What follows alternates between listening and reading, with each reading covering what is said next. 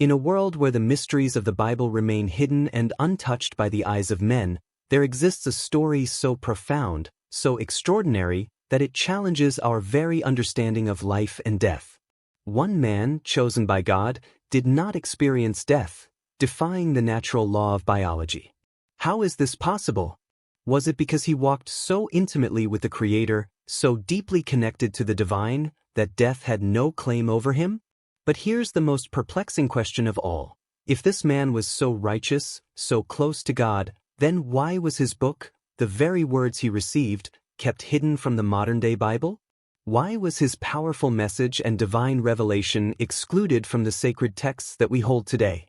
The answers to these monumental questions, the secrets surrounding this figure and his mysterious book, are about to be unveiled in this video. Prepare yourself for an eye-opening journey through the hidden chambers of Scripture. But before we dive in, do us a favor, hit the subscribe button and turn on the notification icon to be the first to know when we release more content like this.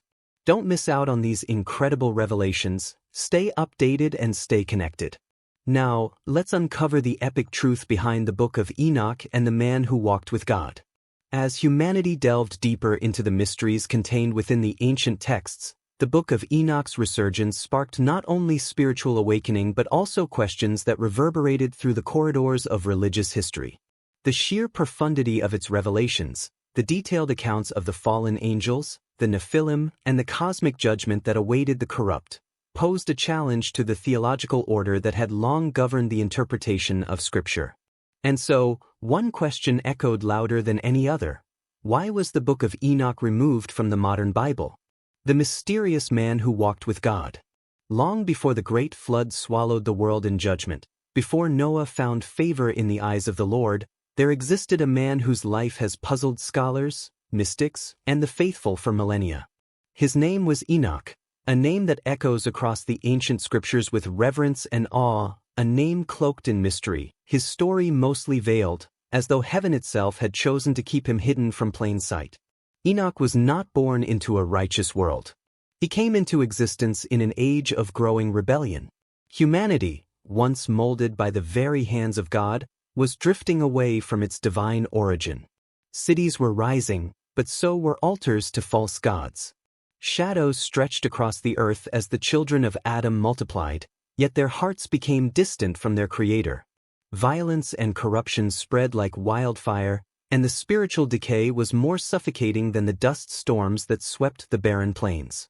Enoch, the seventh generation from Adam through the righteous line of Seth, was a man set apart. His father, Jared, had taught him the old ways, stories of Eden, of the Creator's breath that once gave life to clay, of the bitter exile that followed disobedience. But Enoch sensed that these were not just stories of the past. They were warnings, living and breathing, still echoing into his time. Even as a young man, Enoch sought solitude away from the noise of human ambition. He wandered into the high places, the forests, the valleys where men dared not tread, yearning to feel the presence of the one who had walked in the cool of the day with Adam.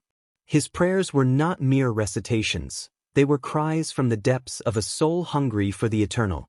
And in the stillness of those sacred moments, something extraordinary happened. The heavens began to open. Enoch was granted visions, not vague impressions, but clear and terrifying sights of realities far beyond the reach of mortal men. He saw the celestial order, mighty seraphim with burning wings, thrones radiant with unspeakable light, wheels within wheels blazing like molten metal, moving by the Spirit of God. These were not the imagined tales of dreamers. These were revelations, divinely orchestrated glimpses into the fabric of creation itself. But amid these wonders, Enoch was also shown a darker truth. He saw the Watchers, once holy angels, now rebels, who had descended upon Mount Hermon in defiance of heaven's decree. Their faces were noble yet tainted by pride. They had forsaken their posts in the heavenly courts to pursue forbidden unions with the daughters of men. And from these unions came the Nephilim, giants of terrible strength and insatiable hunger, who began to devour not just the labors of mankind but mankind itself. The book of Genesis whispers of this moment, Genesis 6 verses 1 to 4, but Enoch lived it. He walked the earth when the nephilim roamed the valleys and plains. He saw the terror in the eyes of villagers as monstrous beings consumed their harvests and their families alike. He heard the despair in the prayers of those who still dared call upon the name of the Lord. What Enoch witnessed would have driven many to madness. But instead, it drove him deeper into communion with God. In those desperate days, Enoch became more than a man. He became a messenger. The Creator, in His mercy, chose Enoch to be His scribe, his voice in a world teetering on the edge of destruction. He was commanded to write down the judgments destined for the Watchers and the Nephilim, to record the secrets of the heavenly realms, and to warn mankind of the impending flood that would cleanse the earth of its abominations. And so, with trembling hands yet unwavering faith, Enoch began to inscribe the visions given to him by the Most High.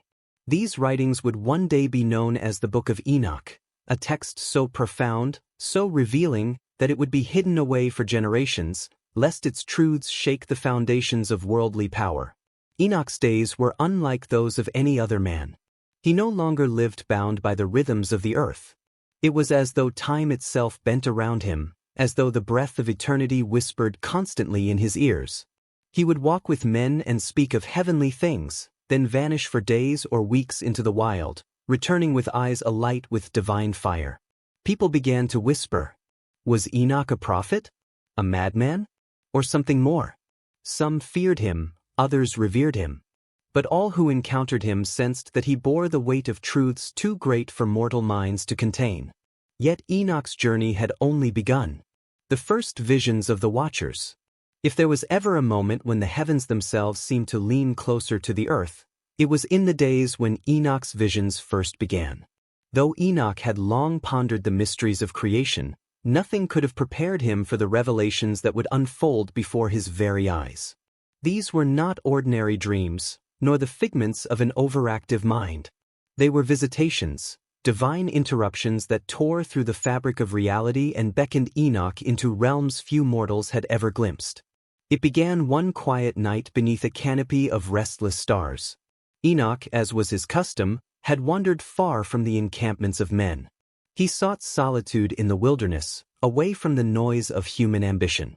There, in the silent expanse, he lifted his voice in prayer, not with the shallow petitions of daily survival, but with the deepest cries of a soul desperate for understanding. "Reveal to me, O Sovereign of the skies," he pleaded, "the secrets of your creation, the mysteries hidden from the sons of men." As the words left his lips, the heavens responded. The stars, which had seemed like mere pinpricks of light, now danced with unnatural brilliance. The sky itself shimmered, and a wind, not of this world, swept across the barren land. In an instant, Enoch was no longer bound to the earth beneath his feet. His spirit was caught up, carried beyond the realms of human perception. What he beheld in that moment would haunt and humble him for the rest of his days. Before him stood beings of immense stature and terrifying majesty, the Watchers. These were not the cherubic figures depicted in later imaginations, but ancient sentinels, fierce and radiant. They stood upon the great Mount of Hermon, their eyes burning like molten metal, their voices a blend of thunder and rushing waters. The scriptures would later hint at their existence in cryptic terms. When human beings began to increase in number on the earth and daughters were born to them, the sons of God saw that the daughters of humans were beautiful, and they married any of them they chose.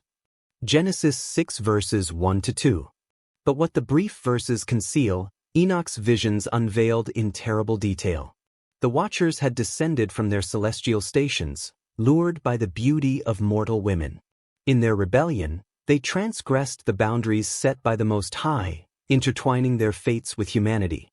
They took wives, and from this forbidden union came monstrous offspring, the Nephilim, giants whose very existence threatened the balance of creation. Enoch saw these hybrids, towering over men, devouring the earth's resources, and spilling innocent blood. They taught mankind secrets not meant for human hands, the arts of war, of metalworking, of enchantments and sorcery. The Watchers revealed to humanity the mysteries of the heavens, not to glorify the Creator, but to exalt themselves. Enoch's heart trembled at the sight. He recognized the peril but also the pain etched upon the faces of these fallen beings. Once they had basked in the pure light of divine service, but now they were creatures of shadow, chained by their lusts and pride. In his vision, the leader of the Watchers, Azazel, stepped forward. His voice reverberated through the celestial plane. Enoch, scribe of righteousness, Azazel declared, "You who have found favor in the eyes of the Most High, witness our plight. Judge us if you must. Record our deeds, whether for condemnation or redemption." Enoch, though overwhelmed, did not recoil. Instead, he stood firm, emboldened by the presence of the Almighty that now filled his being. He understood in that instant that he had been chosen not merely as a witness but as a messenger, a chronicler of heavenly decrees and judgments. The Watchers, it seemed, were aware of their impending doom. They knew that the eyes of the Lord had seen their rebellion, and they sought intercession. They implored Enoch to plead their case before the great throne, hoping for mercy from the inevitable wrath. But as the vision unfolded, a deeper horror emerged. Enoch was shown the true consequence of the Watchers' rebellion. The corruption they had sown was not limited to their monstrous offspring. Their teachings had infected human culture at its core, accelerating mankind's descent into violence and idolatry. Even the very soil of the earth groaned under the weight of bloodshed and defilement. "Woe to the earth," a voice thundered from the unseen realms, "for the sons of men have embraced the counsel of the fallen. Woe to the Watchers, for their abode shall no longer be in the heights, but in the abyss prepared for them." When Enoch awoke from the vision, his soul was aflame with urgency. He realized that he had been entrusted with a divine mandate to deliver a message of warning and hope, of judgment and redemption. The fate of both angels and men now lay partially in his hands, and the scroll of destiny had been placed before him to inscribe. Thus began Enoch's journey, not merely as a man who walked with God, but as a prophet commissioned to reveal the hidden battles of heaven and earth. The visions that unfolded before Enoch were not fleeting glimpses of heavenly beauty, but revelations of a cosmic tragedy in the making. As he beheld the Watchers in their majesty, he felt both awe and a rising dread, for their countenance bore not just the brilliance of divine creation, but a shadow, a sorrow deep within their burning eyes. The Watchers, he soon understood, were not bound to the heavens by chains of iron, but by the weight of duty. They were appointed guardians, sent to observe the ways of men and to report the deeds of the earth to the Most High. Yet, as they descended closer to the realm of humanity, their hearts grew entangled with the sights they beheld. Enoch was shown scenes that seared his spirit, the Watchers gazing upon the daughters of men with a longing they had never known in their celestial state. These beings, once dedicated to observing the order of creation, began to covet what was never meant for them.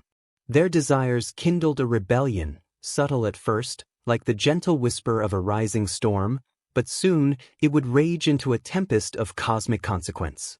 The leader among them, a mighty figure named Semjaza, called a secret gathering on Mount Hermon, a place that would forever bear the stain of their decision.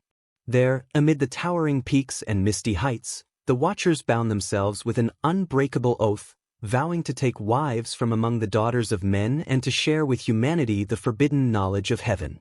As Enoch beheld this pact, his heart trembled. He saw the forging of weapons of war, the crafting of enchantments, and the revealing of secrets long hidden from mankind, secrets meant only for the divine.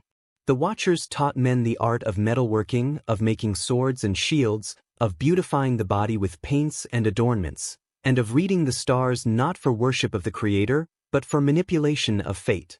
Humanity, once innocent in its ignorance, eagerly embraced this dark enlightenment. Yet what chilled Enoch to the bone was not merely the corruption of knowledge, but the birth of giants, nephilim, monstrous offspring of this unholy union, whose strength and appetite threatened to devour the very earth itself. They roamed the land, leaving trails of devastation in their wake, consuming resources, oppressing mankind, and defying the order of creation. Enoch's visions did not end there. He saw blood soaking the soil as violence escalated. Brother turned against brother. The cries of the oppressed reached the courts of heaven. Angels who remained loyal to the Creator looked on with sorrow, and even the earth itself groaned under the weight of corruption. But amidst the chaos, Enoch also perceived a flicker of divine purpose. It was as though he had been chosen not merely to witness these events, but to understand them, to bear testimony, and perhaps, to play a role in what was yet to come. He realized that this knowledge was not for himself alone, but for the generations to follow, to warn, to reveal, and to prepare. In the depths of his spirit, he felt the unmistakable prompting of the Almighty, "Write what you see, Enoch, and conceal it for the appointed time." Thus began Enoch's secret task, the gathering of revelations too dangerous for the common ear, a chronicle of heavenly rebellion, earthly corruption, and the mysteries of divine judgment. He awoke from the vision, breathless, drenched in sweat, the echoes of angelic voices still ringing in his ears. Around him, the wilderness remained unchanged, but Enoch knew that he himself could never be the same. What he had seen demanded action. With trembling hands, he began to inscribe the visions onto tablets of stone and parchment, using symbols and language taught by the angels themselves. These writings, infused with prophetic weight, would one day form the core of a book so powerful, so controversial, that it would be hidden from the eyes of the masses, concealed until the days of great reckoning. But for now, Enoch's journey was just beginning. The visions had only scratched the surface of the cosmic drama unfolding between heaven and earth. Greater revelations awaited him, and with them, trials that would test the very limits of his humanity. The rise of the nephilim and the corruption of the earth. The earth groaned under the weight of a new terror. What began as whispers among the watchers soon manifested in terrifying reality. The union between the heavenly beings and the daughters of men gave rise to a race unlike any the world had seen, the nephilim. Giants, monstrous in stature and insatiable in hunger, they stalked the earth like living judgments, a twisted hybrid of divine power and human frailty. Enoch, through his visions, beheld them. He saw villages swallowed whole beneath their monstrous appetites. Fields, once ripe with harvest, left barren by their endless consumption. These were not merely giants of flesh and bone, but of pride, violence, and blasphemy. They despised the image of God in man and sought to exalt themselves above all creation. The nephilim towered over men like living idols, demanding worship. Their strength was unmatched, their cruelty boundless. They built cities of towering stone, defiant monuments reaching toward the heavens in mockery of the Creator. Rivers ran red with the blood of the innocent. Mothers wept in despair as their children were stolen to feed the insatiable hunger of these giants. But it was not only their physical might that devastated the earth. The knowledge imparted by their fallen fathers corrupted the minds of men. Sorcery, enchantments, and dark arts flourished. Men learned to summon unclean spirits, to bind themselves in pacts with entities of the unseen realm. What was once hidden had been dragged into the light, and humanity reveled in its own destruction. Enoch saw kings who knelt before the nephilim, offering sacrifices in exchange for power. He saw wise men abandon the paths of righteousness, seduced by the promises of forbidden knowledge. He witnessed entire tribes cast aside the worship of the one true God, choosing instead to bow before the abominations birthed from the union of heaven's fallen sons and earth's daughters. The earth, once declared good by the voice of the Almighty, had become a theater of chaos. But there was worse still. Enoch's visions carried him deeper, beyond what mortal eyes could see. He saw that the nephilim themselves were not the final horror, but the beginning of a far darker cascade. When these giants perished, for even giants meet their end, their spirits did not ascend to the heavens nor descend to the earth's grave. Instead, they became wandering, restless entities, disembodied spirits filled with insatiable rage and thirst for destruction. These spirits, cursed to roam the earth, would later be known among men as demons. It was through this revelation that Enoch understood the full scale of corruption.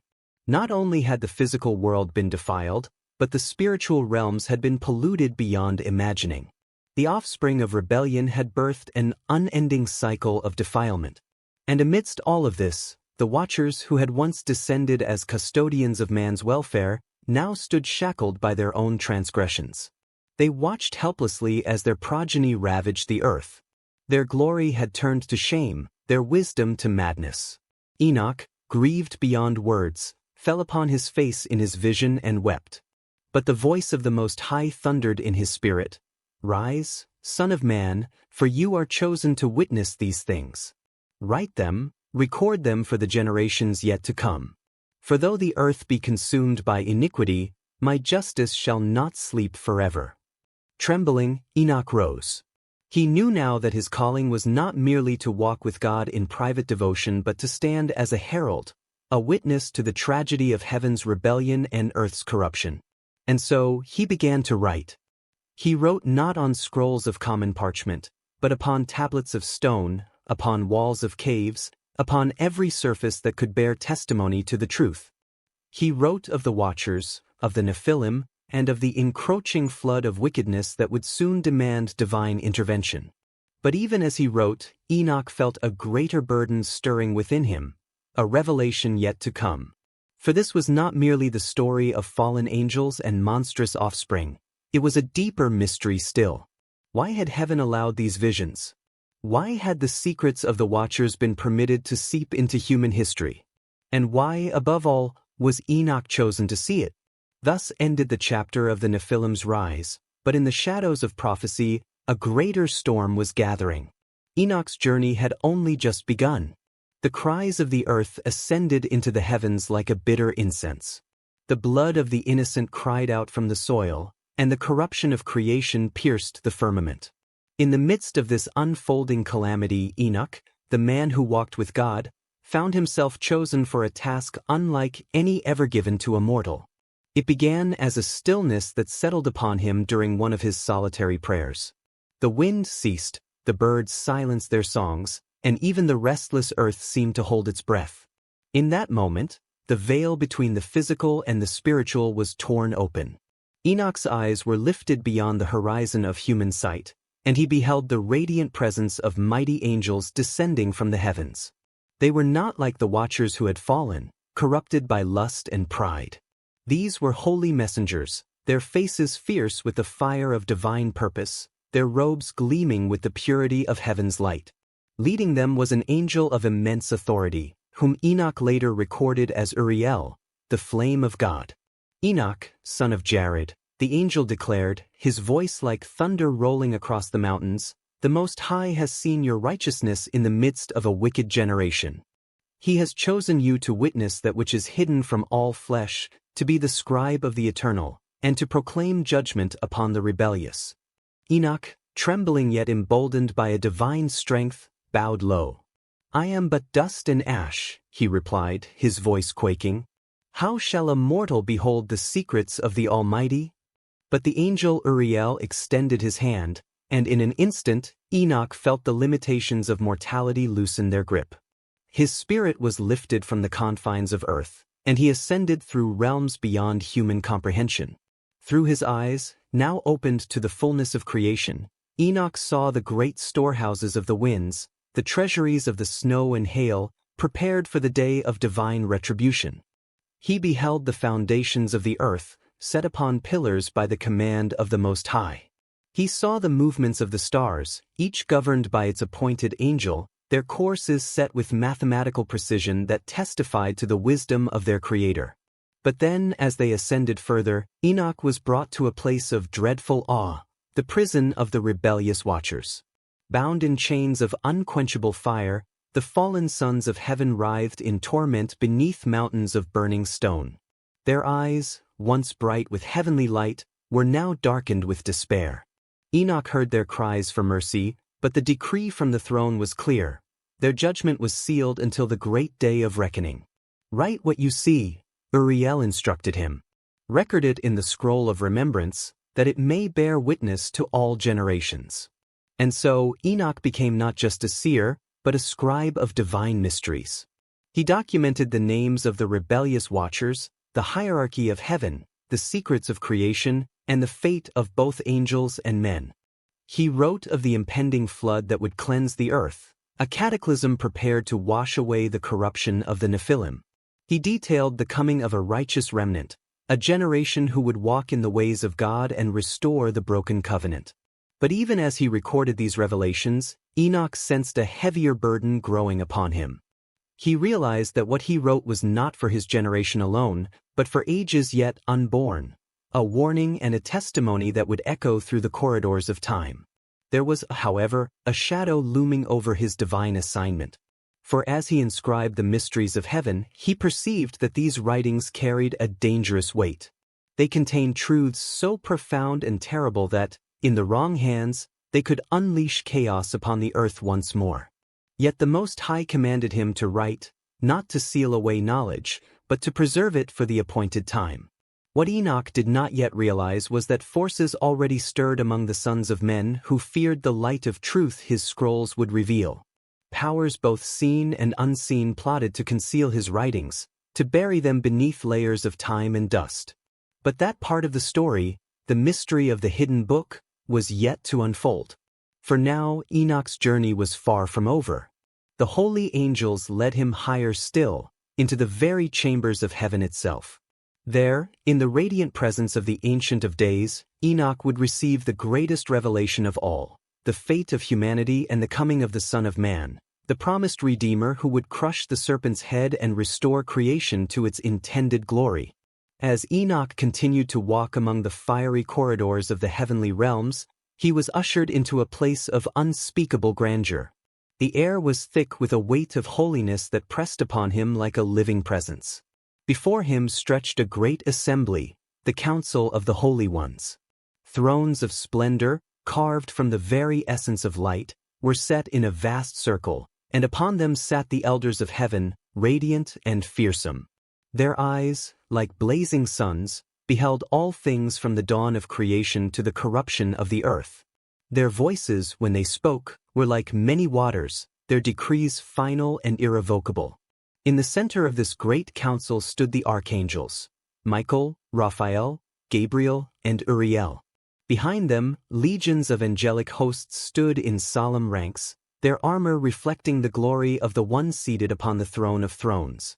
Though Enoch dared not lift his eyes to the throne itself, he felt its presence, overwhelming, eternal, a holiness so pure that even the stars themselves seemed dim by comparison. It was in this assembly that the case of the watchers was laid bare. Uriel, now standing as the prosecutor of divine justice, unfurled a scroll that bore the record of every transgression committed by the fallen sons of God. With each word he spoke, Enoch saw the deeds unfold before his spirit, the descent of the watchers upon Mount Hermon, their unholy oaths, the birth of the Nephilim, and the spread of forbidden arts that had enslaved mankind. These watchers, Uriel thundered, were appointed as custodians of creation. Instead, they have become corrupters. They have defiled themselves with the daughters of men and taught them sorcery, enchantments, and the shedding of innocent blood. Now the earth, made in beauty, is drenched in violence. A great lamentation filled the courts of heaven. Enoch was then given the unspeakable task, to act as an intermediary, a mortal scribe of eternal judgments. You, Enoch, Uriel declared, shall deliver the decree of the Most High to the watchers who defiled their stations. You shall declare to them that their petitions for mercy have been denied. Their offspring, the Nephilim, shall perish by the sword, by famine, and by the flood that is to come. And they themselves shall be bound in chains beneath the hills of the earth until the day of great judgment. The decree weighed heavy upon Enoch's soul, yet he knew there could be no turning from the will of the Almighty. He had seen the devastation wrought by the Nephilim. He had witnessed the cries of the oppressed, the agony of creation itself twisting under the weight of sin. Yet, amidst the pronouncement of doom, there remained a flicker of divine mercy. Enoch was also entrusted with a message for the righteous remnant, a prophecy of hope.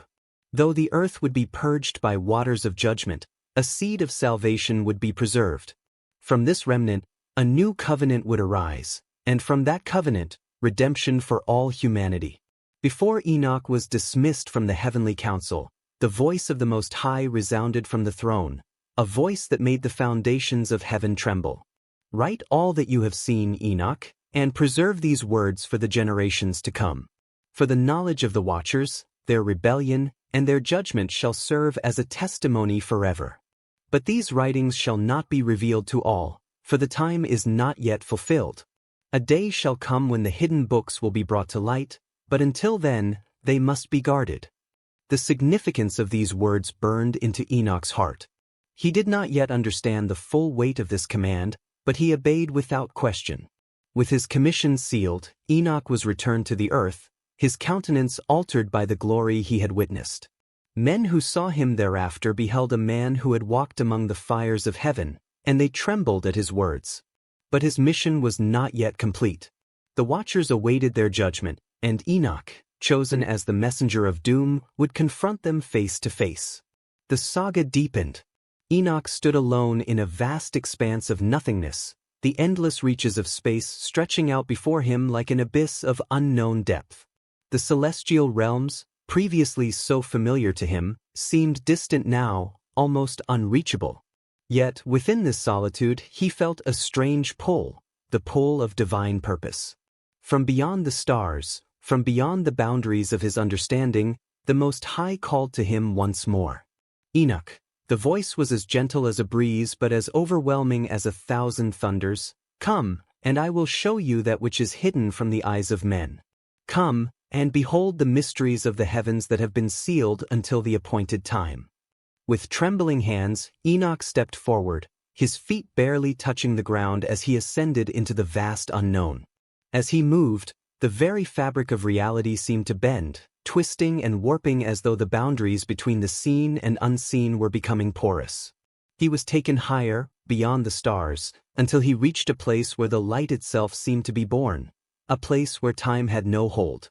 There, in the purest realm of light, Enoch found himself standing before the presence of the Most High. Surrounding the throne of God were beings of immense power, creatures whose forms defied description, beings of pure energy, radiant and terrifying, their eyes filled with ancient knowledge. These, the voice of God spoke once more, are the seraphim, the highest of the heavenly hosts. They were created to guard the throne of God, to carry out the will of the Almighty, and to keep the secrets of creation that no man is to know. Enoch, though awed and humbled by their presence, felt an overwhelming sense of urgency. He had been brought here for a purpose, and the questions that burned within him could no longer be ignored. "Why am I here?" Enoch asked, his voice barely above a whisper, but the question carried the weight of 1,000 lifetimes. The voice of God responded, "You have been chosen, Enoch, not only to be a witness but to be the bearer of knowledge. You are to write that which will one day be revealed to the world." The book of Enoch is not merely a record of events, it is a testimony of the divine order, the truth that will be hidden until the appointed time. Enoch listened in awe as the secrets of the universe unfolded before him. He saw the creation of the world, the birth of the angels, and the fall of Lucifer, who once stood as the brightest of all the heavenly beings. He saw the rebellion of the Watchers and the corruption they brought to the earth. He saw the nephilim, the giant offspring of the union between the fallen angels and the daughters of men. He saw the earth in its pristine beauty before the corruption of sin and violence began to tear it apart. As the visions continued, Enoch's mind struggled to keep up. The knowledge that poured into him was beyond his comprehension, yet somehow he understood. It was as if his very being was being transformed by the power of the truth he was witnessing. He saw the future, not just the end of the earth, but the beginning of something new, something beyond even his understanding. The earth, God said, has been tainted by the sin of the Watchers. But it will not end in destruction. From the ruins of the old, a new creation will arise. A new covenant will be made, and from that covenant, salvation will spring forth. The secrets of this new creation will be entrusted to the righteous, but the world will not be ready for them until the time has come. Enoch, filled with awe and wonder, asked, "Why then will this knowledge be hidden? Why will these secrets not be revealed to men?" God's voice was filled with sorrow. Not all who hear the truth are ready to receive it. Some truths are too great for the hearts of men, and if revealed too soon, they would bring chaos, not redemption. The book of Enoch, though written in the heavenly courts, will remain hidden from the eyes of men for a time. It will be lost to history, and only in the last days will it be brought forth once more, when the world is ready to receive it. Enoch stood in silence, his heart heavy with the weight of the knowledge he had been given. He understood now that his role was not to change the course of history but to bear witness to it, to write down the things that had been revealed to him, and to preserve them for a time when they would be needed most. "You, Enoch, are the keeper of the secrets," God said, "but the world is not yet ready. The book of Enoch must remain hidden, sealed until the appointed time." And with that, the vision began to fade. The seraphim, the celestial beings, the great throne of God, all of it began to dissolve, like smoke being carried away by the wind. Enoch felt himself being drawn back to the earth, back to the place where his journey had begun. As he descended, the weight of his task pressed upon him. The knowledge he carried was not to be shared yet, but he knew in his heart that the day would come when it would be revealed. That day would bring with it both judgment and redemption, and the secrets of the heavenly realms would be made known to all. But for now, Enoch was silent. He would return to his people, but he would not speak of what he had seen.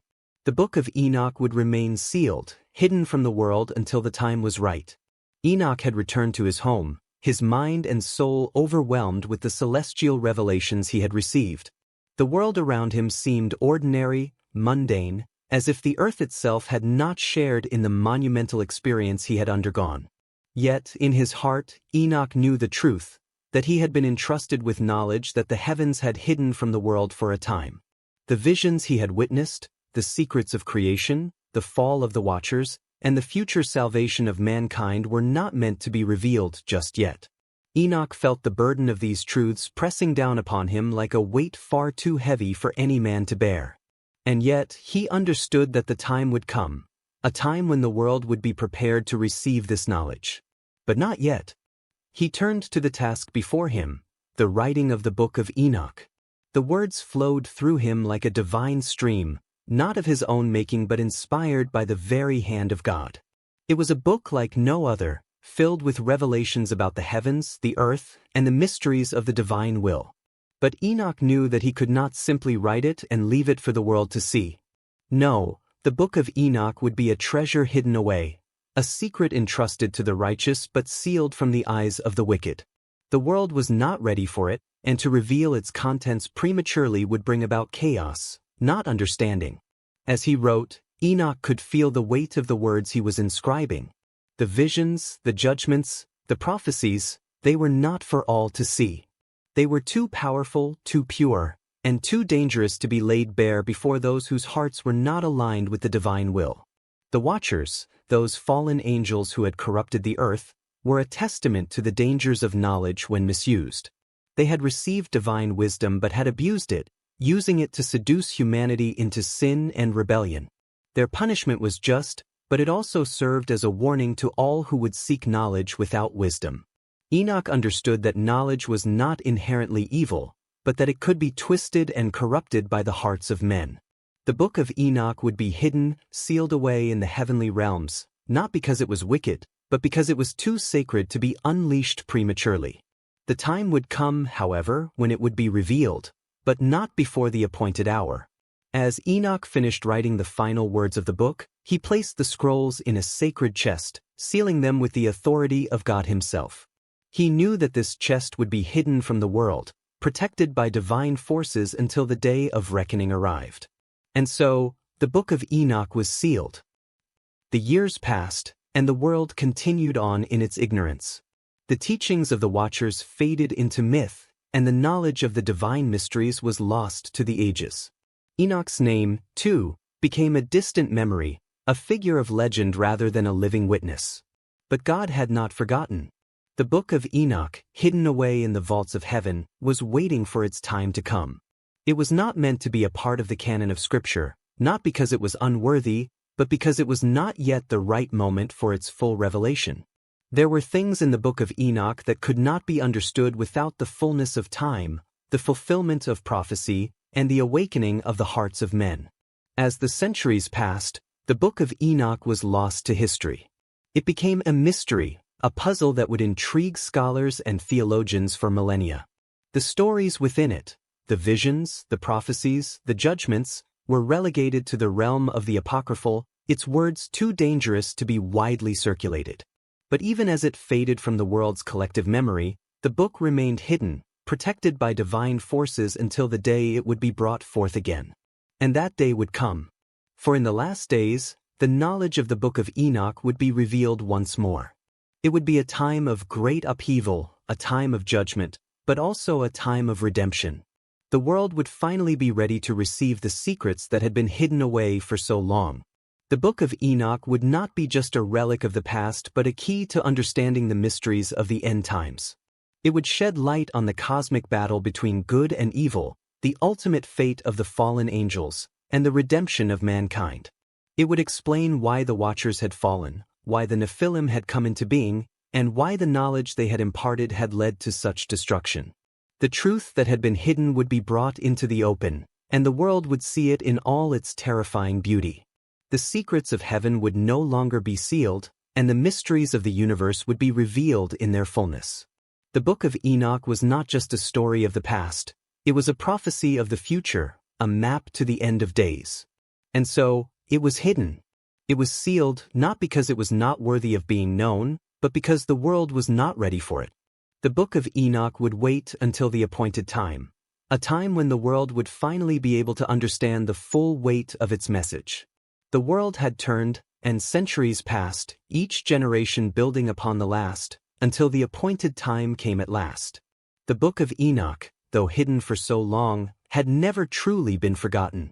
It existed in the shadow of ancient texts, whispered about by the learned and the curious, yet its full contents remained a mystery. The world, in its ignorance, had no idea of the firestorm of divine knowledge that awaited them, a knowledge that would shake the very foundation of faith, understanding, and destiny. It was in a moment of divine timing that the first glimmer of the book's reemergence would begin. The world had grown darker, sin and corruption had reached its peak, and humanity found itself standing at the precipice of divine judgment. The signs were there, and the time had come for the truth that had been hidden for centuries to be revealed. The time had come for Enoch's testimony to be made known. The ancient scrolls that once contained the secret knowledge of heaven, sealed and protected by divine forces, were now in the hands of men. It was a time of great upheaval, when the events of the past began to converge with the events of the future, and the prophetic visions of Enoch began to take shape once more. The knowledge that had been concealed from the eyes of men was about to resurface, and the world was far from prepared for what it would discover. Enoch had been entrusted with a vision of the heavenly realms, the cosmic battle between the forces of light and darkness, and the judgment that was to come. He had written down everything that had been revealed to him, but he had also known that the world would not be able to grasp the fullness of it until the time was right. The book of Enoch contained far more than the stories of the Watchers and the Nephilim. It contained wisdom that could unravel the deepest mysteries of the universe, knowledge that could change the course of history, or perhaps even destroy it. Enoch had written of the fate of the fallen angels, of the judgment that was coming for them, but he had also written of the coming Messiah, the one who would redeem the world and bring about the final restoration of all things. But for centuries, this knowledge had been kept hidden, its power dormant, awaiting its moment to arise. The book of Enoch had been lost to the world, its pages disintegrating in the dust of time, its truths obscured by the veil of history. Yet, as the world approached the end of its age, a divine hand moved once again. The unsealing began quietly, with fragments of the book resurfacing in obscure places. A forgotten manuscript here, a mysterious scroll there. These fragments were not immediately understood by the world, but they held the key to understanding the divine order of things, the fallen angels' rebellion, the intermingling of heavenly and earthly beings, and the true nature of humanity's destiny. But the full book, the complete manuscript of Enoch's vision, was not to be revealed to just anyone. It was not meant to be understood by the masses at first. The knowledge contained within it was too dangerous, too powerful for humanity in its fallen state to handle. Those who would seek it out had to be willing to listen and learn, to understand the weight of the knowledge, and to be prepared for the implications it would have for their lives. The first true revelation came in the early 19th century when a copy of the Book of Enoch was found in Ethiopia, preserved by the Ethiopian Orthodox Church. This version, known as the First Book of Enoch or the Ethiopian Enoch, was a part of their canon, and it had been passed down through the centuries, hidden away in the desert monasteries of Ethiopia. It was the first real glimpse the world had of the book, and its impact was immediate. But even then, the full truth was not yet revealed. The world, still unaware of the true magnitude of the book, saw it as an interesting relic, an apocryphal text with mysterious origins, but not as the divine document that it truly was. Scholars and theologians studied the text, but they could not fully comprehend its meaning. The knowledge that Enoch had written about, the nephilim, the watchers, the judgment, and the coming of the Messiah, was too profound for most to grasp in its entirety. In the coming years, more pieces of the puzzle would be uncovered. The book would be translated, studied, and interpreted in many different ways. But there was one thing that would become abundantly clear. The Book of Enoch was not just a relic of the past, it was a key to understanding the future. The seals that had kept the book hidden for so long began to crack. The mysteries that had been sealed away were starting to unravel, and the truth, no matter how terrifying, would soon be made known to the world. Enoch's visions of the end times, his warnings of the coming judgment, his prophecies of the Messiah's return, all of these things would soon come into sharp focus. As the years passed, the church, both the established and the underground, began to take notice. The Book of Enoch became a topic of increasing interest, as its themes of judgment, redemption, and the battle between good and evil resonated with the spiritual unrest of the time. Scholars began to realize that the book contained knowledge far beyond what had been previously understood, knowledge that connected the dots between the Old Testament prophecies and the future fate of mankind. Yet even with all the revelations, the Book of Enoch's true nature, and its impact on the modern world, was still not fully understood. The world was not yet ready for the full impact of what it had learned. There were still many who rejected its authenticity, dismissing it as an ancient myth or legend with no real bearing on the future. But those who had eyes to see, those who had ears to hear, understood that the book contained a message of cosmic importance. Enoch's role in the heavenly order was becoming clearer to the world. He had not simply written a book of mystical visions, he had written the blueprint for understanding the coming battle, the battle between the forces of light and darkness, the battle for the soul of mankind. The Book of Enoch was a prophecy of the world's end and its redemption. The unsealing of the Book of Enoch was not a singular event, but the first tremor in a series of revelations that would begin to echo through the world. The knowledge contained within those ancient scrolls was vast, far-reaching, and layered with meaning. For those who sought the truth, it was like finding a key that unlocked the deepest mysteries of the divine and the cosmic order. Yet, as profound as the discoveries were, they were only the beginning. Enoch's visions were no longer confined to the words written on fragile parchment. They were awakening in the hearts of men and women all over the world. The world had been long asleep, lulled into complacency by the passing of time, but the Book of Enoch was the spark that would ignite a fire of spiritual awakening. As the words of Enoch began to resurface, something began to stir in the collective consciousness. A sense of urgency, a sense of understanding, and, most importantly, a growing awareness that the things written in that ancient text were not just tales from a forgotten time, but prophecies of a future that was swiftly approaching. The Book of Enoch revealed more than the fate of the fallen angels, the Nephilim, and the Watchers. It contained the very roadmap of human history, leading toward a climactic end, an end where the lines between heaven and earth would blur, where the great spiritual battle would reach its zenith, and where mankind's fate would hang in the balance. Enoch's prophecy painted a picture of a world in turmoil, where the forces of evil would rally for a final battle, but where the light of God's judgment would shine through and restore order to creation. The people who read Enoch's words began to feel a stirring in their souls. Those who had felt lost in a world consumed by sin, corruption, and uncertainty began to feel that there was hope, that despite the darkness, there was a light that would shine in the end. But the path to that light was fraught with danger, deception, and the trials of faith. Enoch's visions were not easy to interpret, nor were they meant to be. They demanded a readiness of heart and mind, a willingness to confront the dark truths of humanity's fall and its need for redemption. As the words of Enoch spread, a new wave of spiritual fervor took root. The awakening was not just an intellectual pursuit, but a deep, heart-stirring desire to understand the hidden truths of the universe. The more the world understood about the Book of Enoch, the more they realized that the battle between good and evil was not merely a distant concept, but a present reality. The Watchers, the fallen angels, the Nephilim, these were not just figures of myth. They were real entities whose influence could still be felt in the world today. But the full revelation of Enoch's prophecy was not to be understood in isolation. The Book of Enoch was not just a standalone text. It was intricately woven into the broader narrative of Scripture, particularly in its references to the book of Daniel, Revelation, and the teachings of Jesus Christ.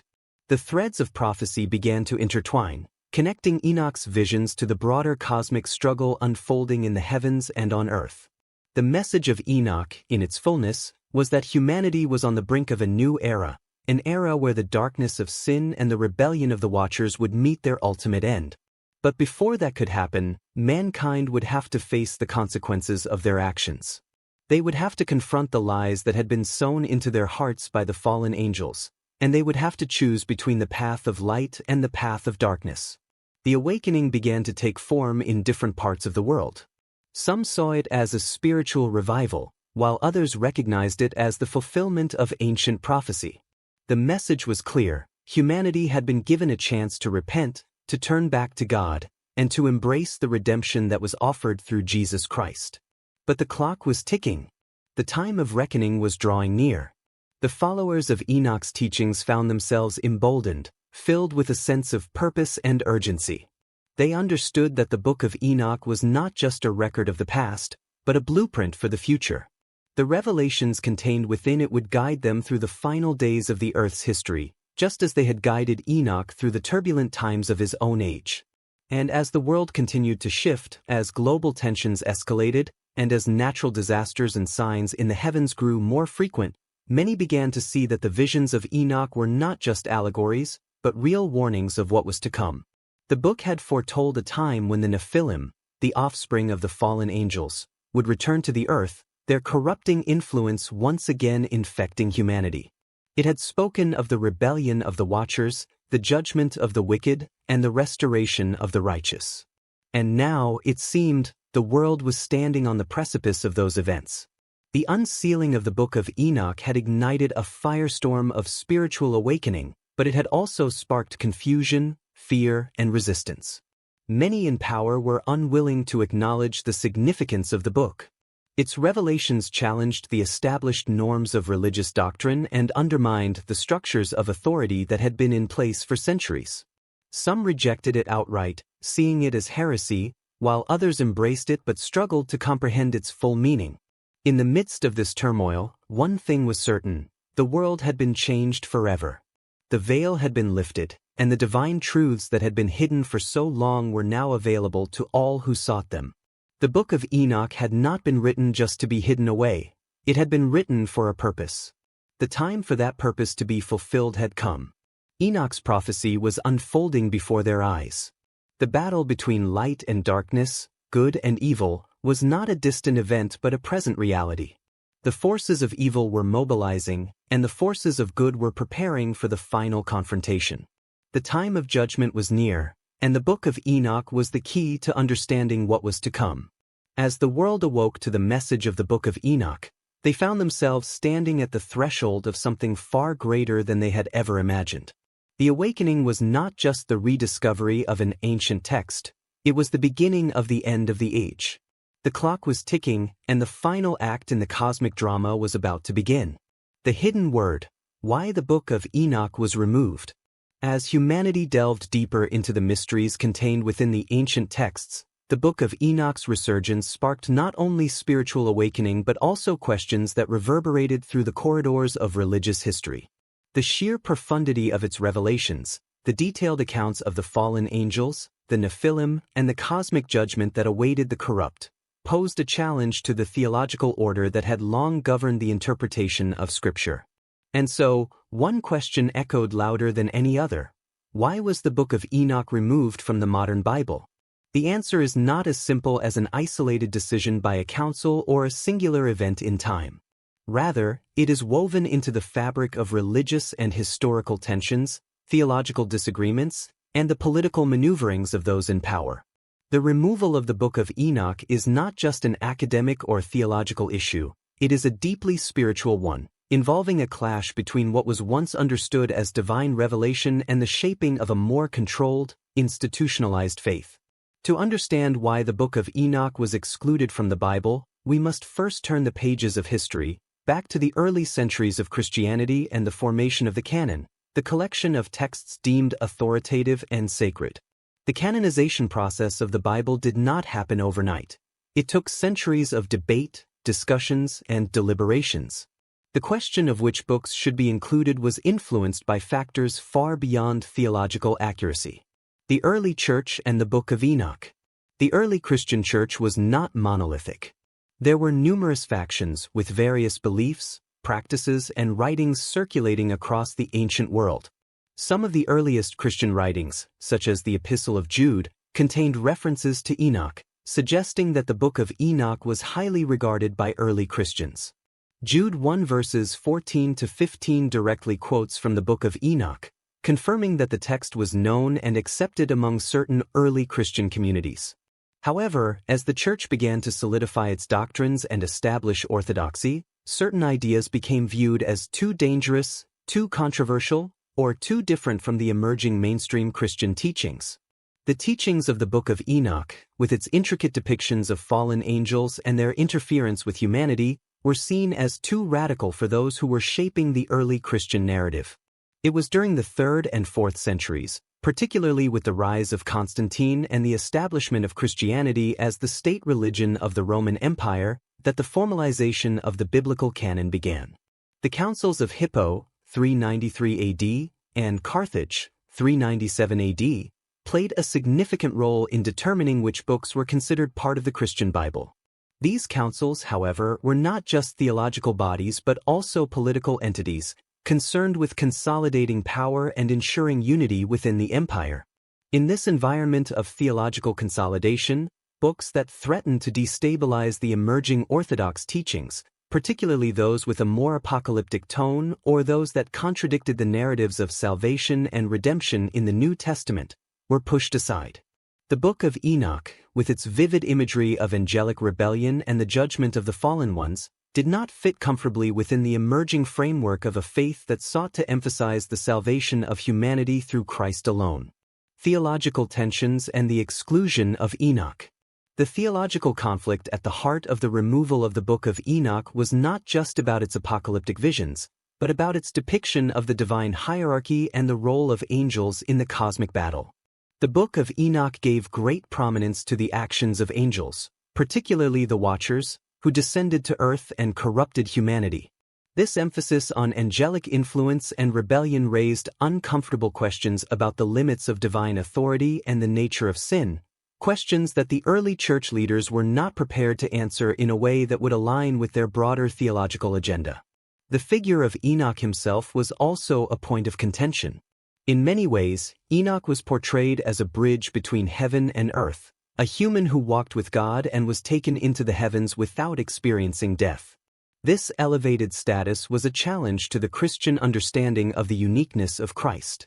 The notion that there was a human who could have a direct and intimate relationship with God outside of Christ was an idea that clashed with the central tenet of Christianity, that Jesus Christ was the only mediator between God and man. Additionally, the Book of Enoch's visions of the end of the world, of the final judgment, and the casting down of the rebellious angels offered a narrative of divine wrath that was far more direct and severe than what was being preached in the more developed Christian doctrines. The emerging church focused heavily on the loving and redemptive nature of God through the work of Christ, and the harsher judgment found in the Book of Enoch did not fit neatly with this message. It was seen as too harsh, too judgmental, and ultimately, too unsettling for the image of God that the church leaders wished to project. The role of the Council of Nicaea. One of the pivotal moments in the formation of the Christian canon, and in the exclusion of the Book of Enoch, was the First Council of Nicaea in 325 AD. While the council is most famous for affirming the Nicene Creed and establishing the doctrine of the Trinity, it was also a defining moment in determining which writings were considered authoritative. It is important to understand that the early church was still wrestling with various competing views of Christ's nature and the place of angels and supernatural beings in the divine plan. The theological disputes of the time were not just about the nature of Christ but also about the place of other supernatural elements, such as angels, in the grand scheme of salvation. Some early Christians viewed the Book of Enoch as too radical in its portrayal of angelic figures, and they feared that such ideas could undermine the established teachings about Christ and salvation.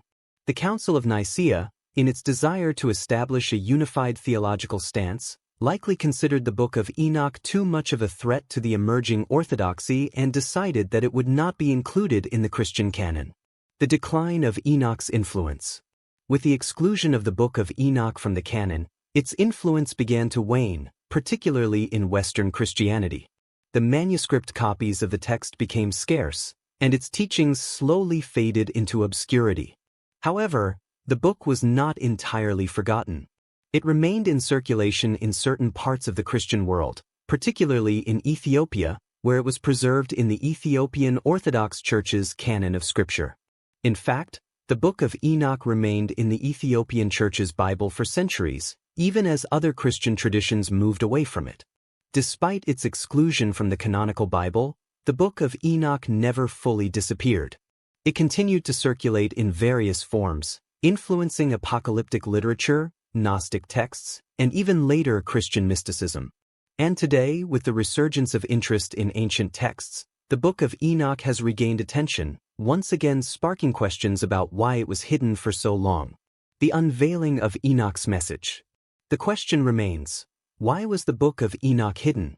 The simple answer may be that its message was too challenging, too radical, and too uncomfortable for the powers that sought to control the narrative of faith. But as the Book of Enoch is rediscovered, it invites us to reconsider the fullness of divine revelation, the role of angels, and the ultimate fate of mankind. The removal of the Book of Enoch was not the end of its story. It is now being brought back into the light, urging believers to confront the mysteries of the universe, the spiritual warfare that rages unseen, and the final judgment that awaits us all. The truth of Enoch's writings, once concealed, is now awakening a new generation to the realities of the unseen world and the cosmic struggle that shapes human history. Morals of this Enoch story. 1. The importance of seeking truth. The story of Enoch and the Book of Enoch emphasizes the pursuit of hidden truths, even those that challenge established norms. It serves as a reminder that the divine knowledge is not always easily accessible, and that those who are willing to seek it with a sincere heart will uncover deeper mysteries of the universe and God's plan. 2. The battle between good and evil. Enoch's journey illustrates the ongoing cosmic struggle between the forces of good, God's angels, and evil, the fallen angels. This teaches us that the spiritual realm is in constant motion, influencing the physical world in ways we often cannot perceive.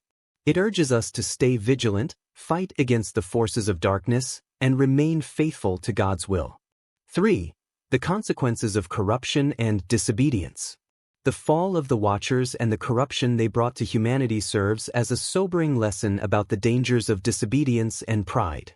Their punishment reminds us that there are consequences for straying from God's commands, and we must always align ourselves with divine principles of righteousness and justice. 4. Divine revelation is more than we can understand. The Book of Enoch's removal from the canon suggests that some divine revelations are beyond our comprehension or are hidden for a reason.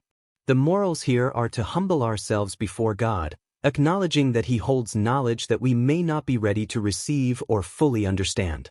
5. The eternal battle and judgment awaiting all. The judgment pronounced on the fallen angels serves as a stark reminder that God's justice will ultimately prevail. The fallen angels and the nephilim will face divine retribution, which speaks to the certainty of God's final judgment. This moral urges us to live justly and in harmony with divine laws, as the final judgment is inevitable.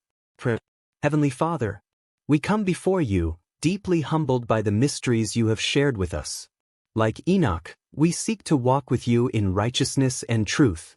We thank you for the wisdom you have imparted through your word, and we ask that you open our hearts to receive even the hidden messages you have set aside for us.